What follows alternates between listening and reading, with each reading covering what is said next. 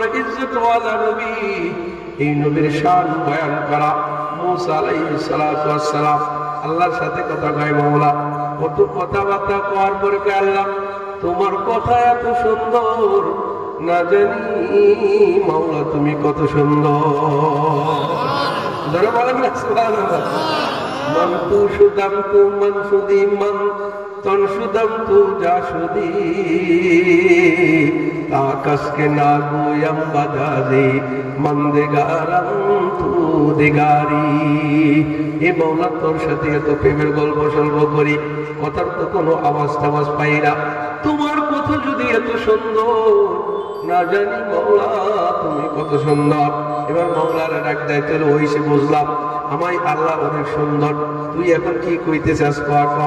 আল্লাহ এবার মুসা আলাইহিস সালাম বলে, মাওলা প্রেমে পইরা গেছি, আল্লাহ রব্বি আরিনি আনজুর ইলাইকা। এই মাওলা এবার তোরে আমি দেখবো, তোরে দেখা ছাড়া আর বাঁচবো না। সুবহানাল্লাহ বলেন।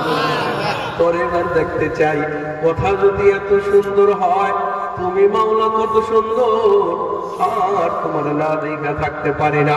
এবার মাওলা কয়, লাং তারানি মুসা, তুই আমার দেখতে পারবি না, দেখার মতো শক্তি সামর্থ্য আমি দেই নাই। মুসা কয়, ছাড়তাম না, আমি তোমারে দেখেই ছাড়ব। বলেন না সুবহানাল্লাহ। এই দিক দিয়া মুসা আলাইহিস সালাতু ওয়াস সালাম মাওলারে দেখতে চাইও দেখতে পারে না। ওই দিক দিয়া কি করে জানেননি? আমার নবী উম্মে হানির ঘরের ভিতরে শুয়ে থাকে, জিবরাইল মিকাইলকে পাঠায়, যা আমার বন্ধুরকে লই আয়। এবার বোরাক জান্নাত থেকে পাঠায়, বোরাকের মাধ্যমে আমার নবীজির কাছে যাবে।